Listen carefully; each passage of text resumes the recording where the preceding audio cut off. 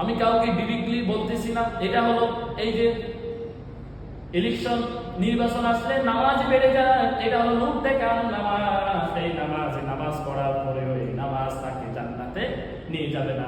আল্লাহর নবী বলেছেন, যেই ব্যক্তি লোক দেখানো নামাজ আদায় করে সেই যেন আল্লাহর সাথে শিরিক করতেছে।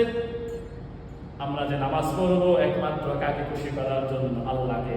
নামাজ আদায় করবো আল্লাহর জন্য, যাকাত আদায় করবো আল্লাহর জন্য, আল্লাহকে সন্তুষ্টি করার জন্য। আমাদের নামাজটা যেন লোক দেখানো নামাজ না হয়। আমরা নামাজ পড়বো আল্লাহর জন্য।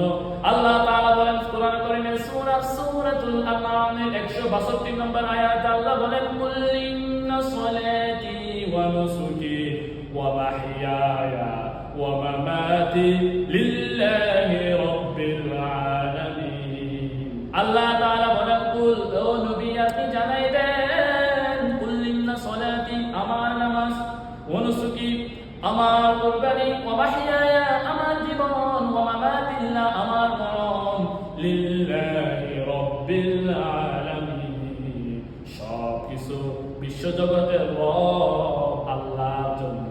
তাহলে আমরা নামাজ আদায় করবো আল্লাহকে দেখার জন্য, মানুষকে দেখার জন্য নামাজ আদায় করবো না। যারা মানুষকে দেখার জন্য নামাজ আদায় করে তার নামাজ আল্লাহর দরবারে কবুল হবে না, বরঞ্চ এই নামাজ পড়ার কারণে আল্লাহর পক্ষ থেকে কঠিন শাস্তির সম্মুখীন